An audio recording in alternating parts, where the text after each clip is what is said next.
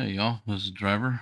I had to wait for just a second. A train passed by. You probably still hear it clicking in the background. But anyhow, we are back on ATS. We got us a load going out to Kalispell, Montana, and we're still in Butte. And we got a little load of empty pallets, probably the smallest stack I've ever seen. Usually they stack them up a little taller than that, but yeah, we'll take it. Probably make a lighter load, right? So we're going to cruise out there and we're going to do that. So let's go ahead and get back in the cab. We'll get our stuff pulled back and we see where we're going. So we've got a pretty short ride here. It's only 254 miles, so it won't be too bad of a run and all that good stuff. So let's go ahead and get out on the road and see what's happening. Got a couple things that I was gonna discuss with you guys. We'll start with the first one. We'll see how much time we get, and we'll go from there. Um, the things that I do want to discuss, I will say. Oops, that turned right. Um, we gotta turn to the next road. Let's get over here.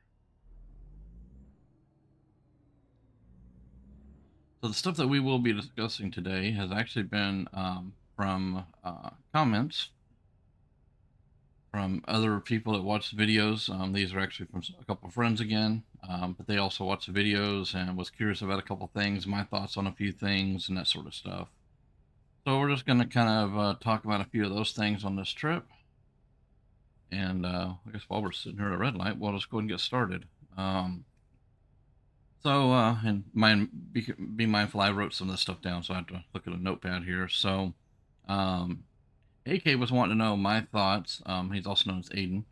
Was wanting to know my thoughts on self-driving trucks, and I'm going to expand into that a little bit on electric trucks as well to add to the topic, because the two are kind of going hand in hand here. But to answer his question first, my thoughts on self-driving trucks, I see it coming, but I don't see it coming for a very long time. There's been a lot of pushback. A lot of state agencies are not liking the idea. Um, my personal opinion, I don't like it at all. Just for one main reason, it takes jobs away from people. If you think about what happened in the automobile industry when they went with robotics building cars, it took a lot of jobs away from people. A lot of people had to figure out what they were going to do next. People had been in a job for, 30 and 40 years almost, um, lost their jobs, didn't have nothing to go back to, nothing to fall back on or anything. So that's the one reason I don't like it, but that's more my preference. So, I do see it coming. I don't think the technology is quite here yet. I don't know, I'm just not really into it. I mean, honestly, it scares me enough that we have the technology where we have the Tesla cars that are also self-driving, that have also gotten into many accidents, and various things have happened. And I'm not going to really touch subject on those accidents or anything like that, but when a car is driving itself, who is really to blame? And right now, the way that they're writing the rules is the person that is to blame is the one that's sitting behind the wheel, even though it's in autopilot mode, so to speak. Um, so some of those accidents, and I will touch on a little bit of it, but I'm not going to get into like any of the details. But there have been times where there's actually been Tesla cars that has literally rear-ended semi trucks on the freeway, or even in town, not being able to detect a collision up ahead, and it doesn't have enough time to stop. Things like that. So let's shift those gears into a semi truck. You know, Semi trucks in the U.S. The they weigh on average, at 80,000 pounds. That's where most of them is at their max. There are permits for higher weights, but we'll just go with the 80,000 pound rule. You got a truck at 80,000 pounds cruising down a road, and let's say it's even in a city, at 35 mile an hour. Um, a truck can't just stop on a dime. And if that is a driverless truck, even if there's a guy in the cab sitting like I am, but he is not paying attention because he's got it in so-called autopilot mode, he's not going to be paying attention. You're going to have way too many people that's really going to be looking at phones and watching movies or taking a nap or anything like that. They're not going to be paying attention. There's been a lot of people driving Tesla cars that do that. And I know that's not all the time, and that's not every single one of them, but there's that.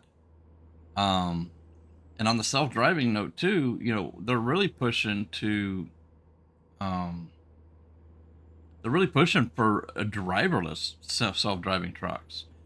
And I'll be honest with you guys, that's even scarier. I mean, you think about it, you drive by a vehicle and there's no driver in it, you know, and then think about an 80,000 pound semi truck that's cruising down the interstate like I am at 75 mile an hour, and there's no driver in it. Um, and a lot of my reasoning also too comes from some of the other current rules we already have in place. A lot of trucks have a lot of sophisticated computer systems in them. Most people don't see that are very sophisticated, but they are. A lot of companies use telecommunication programs in their trucks, and I'm not going to name the companies, and I'm not going to go into full detail how they work. But what they do for the driver, it serves as two purposes. It is a way for them to receive their dispatch information and so on and so forth from their company of where to pick up and deliver a load to and things like that. The company can also do like kind of like company wide messages. So think of it like a company wide email to all their drivers, alerting them of something that's going on, whether, like this past holiday here was Labor Day. Theft usually spikes, cargo theft does, around any holiday. So they would send out a message saying, hey, cargo theft's fixing to hit a high. And, this week. So you really need to be watching out, especially over the weekend itself. I thought that was going to 75. So, there's that. Also, too, for the truck drivers, it also serves as their electronic logging device. And I spoke about that in a previous video, I think, about the electronic logging devices. If I haven't, let me know. And if anybody's interested in that, I'll talk a little bit about that. But just a quick rundown, the ELD basically does the log for you. It tells you when you can and can't drive, so to speak. So, so now the downside of this whole system is there's already been a couple of people that now they've done this in a semi-controlled environment. They took a semi truck that they owned, had their own driver in it. They weren't even hauling a load; it was just an empty trailer, if I'm remembering correctly.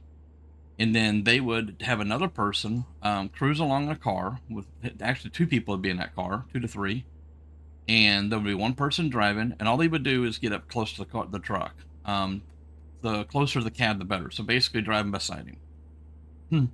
One of the passengers in that vehicle would be using a laptop, and they would hack the truck's computer system, which is the telecommunications system I was talking about. And they've been able to do it with very good success. They've actually been able to get into that telecommunications software to the point that they could turn off the engine, blow the horns, turn the wipers on, turn the lights off. I mean, just whatever they wanted to do, they could do. They could literally turn that motor off and that truck comes to a dead stop. They could control the brakes, they could control the throttle. I don't know if they can control steering, but if you think about it, in self-driving trucks, you basically got an AI that's driving your truck for you. So, what's to say that that wouldn't be able to happen too? So, I look at a lot more security breaches in it than anything else, but I also look at, the fact that we're taking jobs away from people. You got a lot of truck drivers, including myself, that's been out here for years. This is the life we depend on, the money we make. And, in a blink of an eye, we could all lose our jobs over AI taking over. I don't see it being a full takeover, like everything's going to be self-driving, but, it could go that direction. So that's kind of my thoughts on that. There's security measures behind it that don't quite add up. Security measures that need to be fixed. I mean, when somebody can drive beside your vehicle and hack your computer system on your car and take complete control of your car, that's never a good thing, guys. Never. So that's kind of my thoughts on that. I'm trying to think if there's anything else I wanted to add to that. The electric vehicles. So, it's kind of a two thing deal they got going, a little twofold, where they're also, pushing, our government is, going to full electric. Like California's already got it proposed that they don't want no gasoline or diesel vehicles in California, and I think 5 to 10 years, if I'm remembering correctly.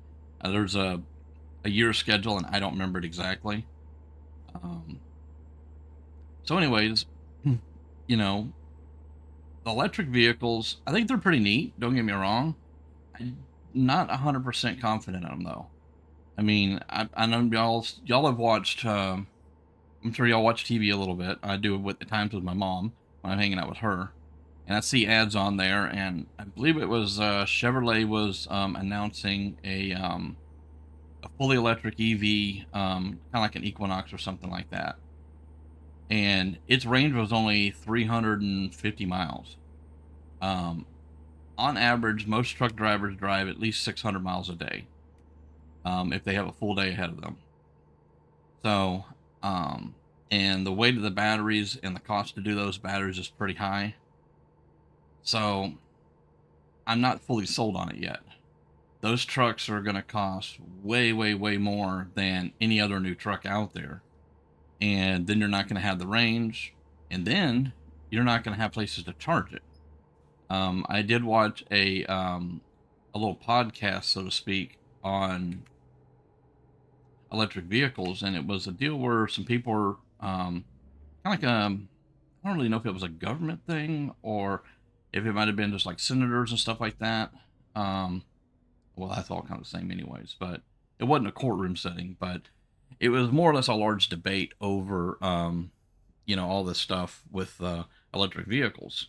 And two big things that came up to on that was a how far was the range going to be of the electric trucks? Gosh, I can't even talk. Um, sorry, I took a drink. Maybe that'll help. So, the range. How far are these trucks really going to be able to go? Are they going to be able to do their 600 to 700 miles a day like they normally would, or are they going to be um, subject to only 300 miles. And that car's going to slam right into the trailer. Oh, they missed me. Good deal. Because the one thing that we do not have here in the US, and even with the vehicles like the Tesla cars, is there's not even very many charging stations for them. I mean, there is, but there isn't. You know, and I don't know about you guys, but okay, so 300 miles in the US, driving at approximately 70 miles an hour, is only about 4 to 5 hours of driving, and then you got to stop and charge it. And then how long is that charge time? How long is that going to take? When if you're driving to say grandma's house, you'd want to make your drive to grandma's house and say one day, and say it's a 500-mile drive instead of 300. You would make it in one day. You're gonna have to stop and charge the stupid thing. It's not like a regular car where you can just fuel it. So with them trying to go with the full electric on top of the self-driving stuff, that's where I'm really not on the fence with it. I'm completely off the fence. I don't agree with it at all, because here in the US, I don't believe we have the charging infrastructure to charge all these trucks and cars and everything for all the electric vehicles, and then to add self-driving on top of that. Um, what's that self-driving truck going to do when it runs out of battery in the middle of Arizona where there's no charging stations? Is it going to call somebody to come help it? You know, um, is it going to notify somebody? I'm sure there'd be something like that in there, but I think you guys kind of get what I'm saying. Um, I do think the electric vehicles would be, especially for on the commercial side, I could see electric vehicles being used in the city for delivery, kind of like FedEx, UPS, that kind of thing, DHL. I could see that because you're in town, you're not going far. I would think that one of those trucks would be able to handle a full day or a part of a day where, their route consists of going out for, say, 4 hours to make deliveries, and then it comes back and they plug it in and switch to another truck. Kind of a pain in the butt when you've already got your lunchbox and everything else in the truck with you. But, um, and self-driving trucks, doing that kind of local delivery is not going to happen. I mean, are they going to go through all the technology of not only having a self-driving FedEx truck, but have a drone equipped with it that can pick up a box and set it on your front porch and ring the doorbell for you, I just don't see it happening. It could, but I just don't see it. So it's just kind of one of those things, guys. I like the idea of a lot of it, but in reality, I just don't think it's going to work. It would be neat if it would work, but yeah, that's kind of where that is on that.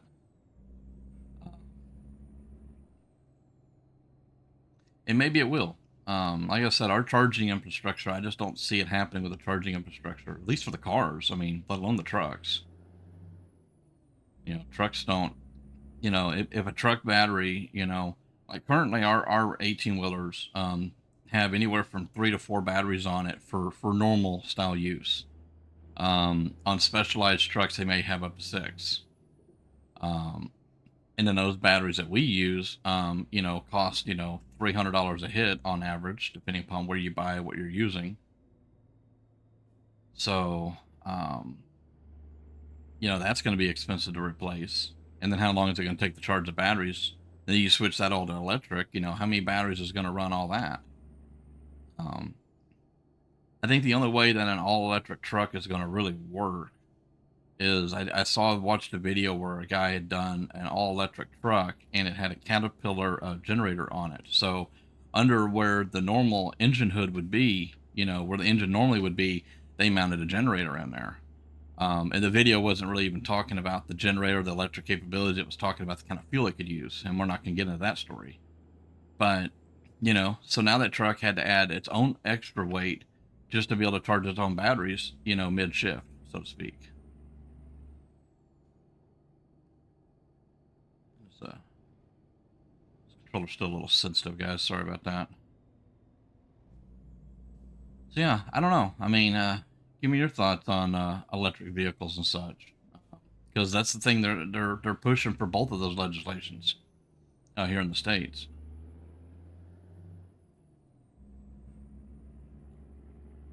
So, what are you doing, dude?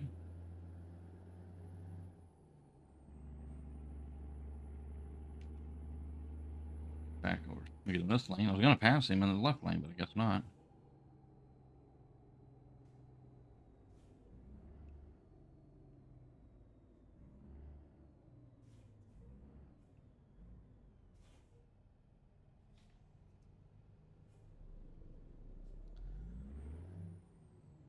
So, yeah, guys. I'm trying to think of something else to add to all that, but I don't really have anything right now. Um, I have not physically seen any of the electric trucks yet on the road. I know that they're out on the road. They're being in testing. I've seen pictures and some videos of them, things like that, but I've never actually physically been around one.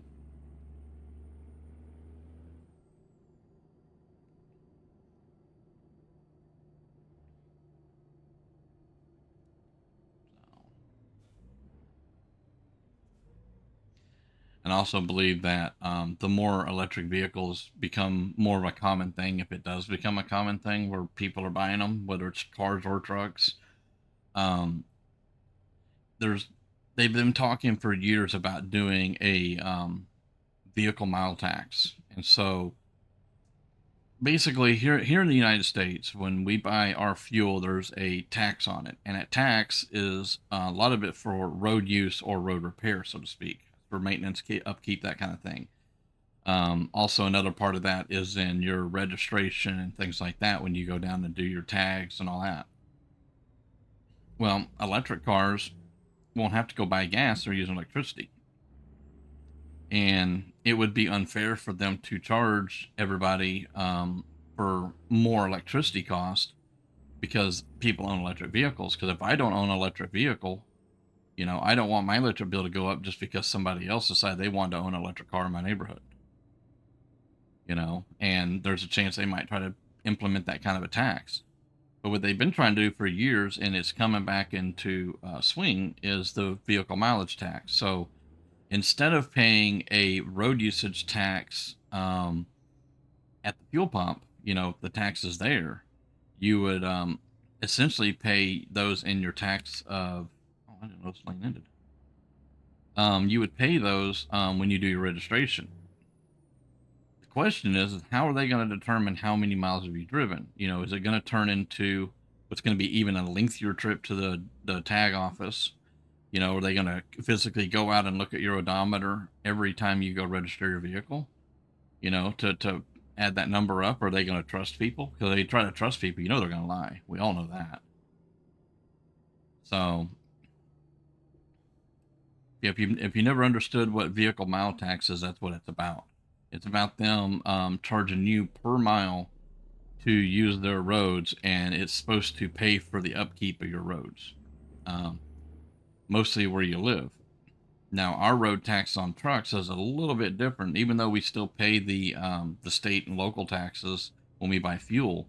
Um, we also have to run on what they call IFTA, which stands for International Fuel Tax Agreement, and you have to buy so much fuel in each state. More or less, you're buying the fuel you would have used in that state.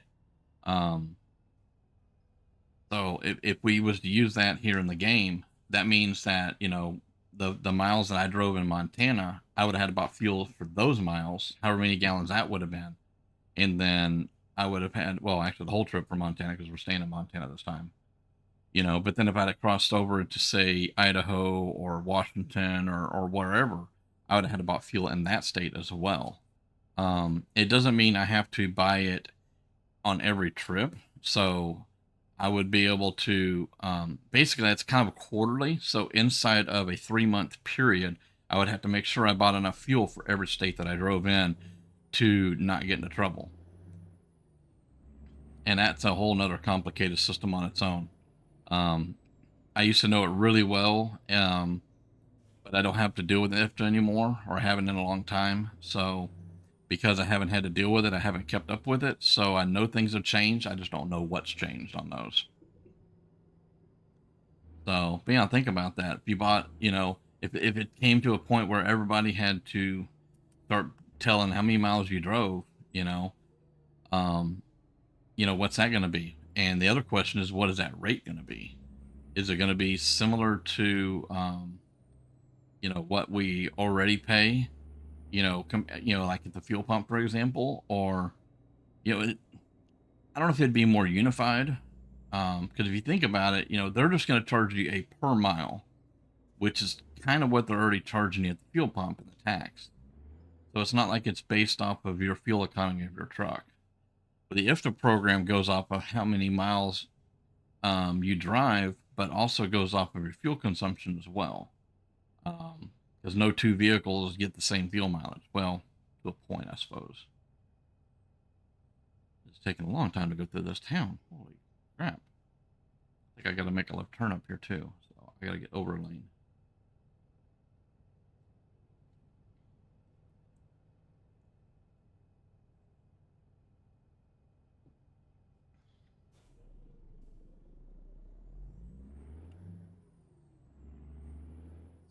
Let me over here.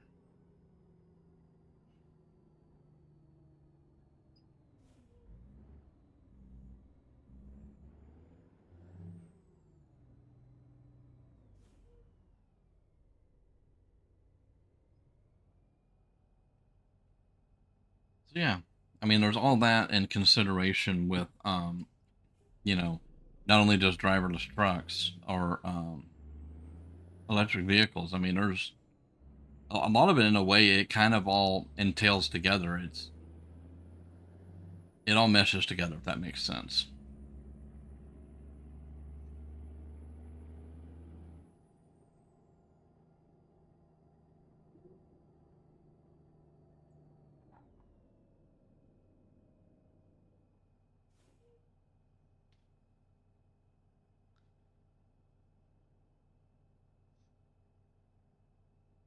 Yeah, if y'all want me to dig a little bit deeper into like the vehicle mile thing or even IFTA, let me know in the comments. Feel free to join me in Discord.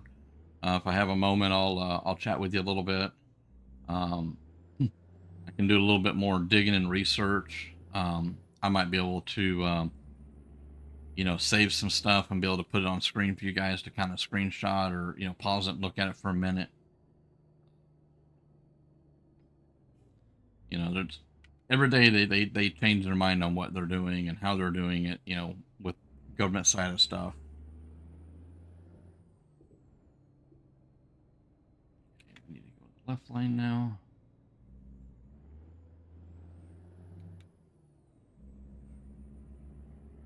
All right, so we're almost where we're going. Turning here, we're turning. Oh, there's a long left lane. We probably could have made that light, but I wasn't going to chance it, guys. We'll just sit here and hang out for a couple of minutes. We're literally 1 mile away from delivery, so.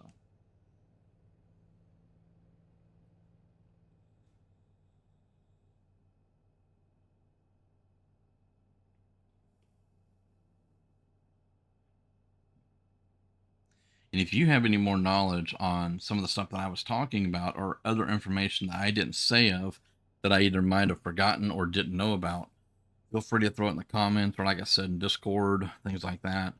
You know, I mean, if we wanted to get into a real chat like this, you know, we could figure out something, you know, where we could talk about it for those that are interested, at least.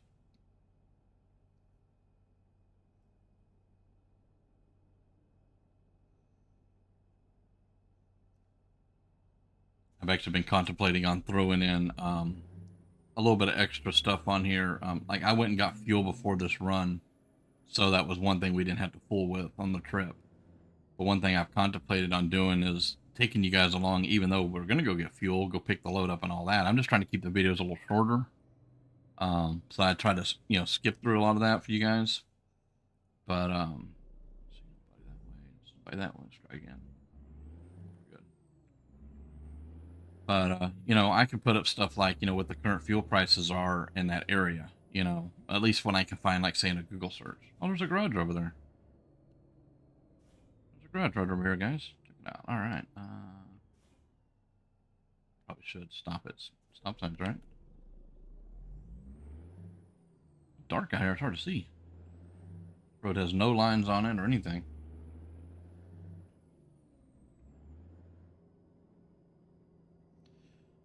All right, so let's see if we can get in here and get delivered. We gotta go through this gate, apparently. Knock, knock, we're home.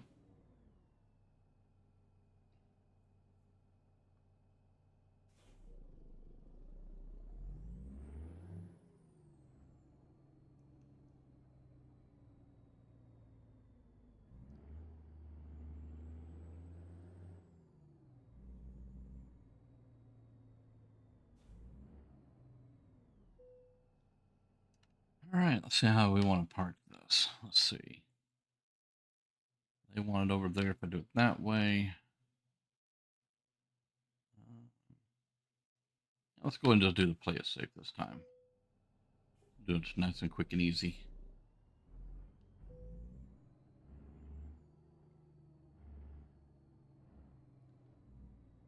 Probably something I should do more is the actual harder parking jobs. I may start doing that as well. All right, let's get this delivered real quick. Let's see how much we made.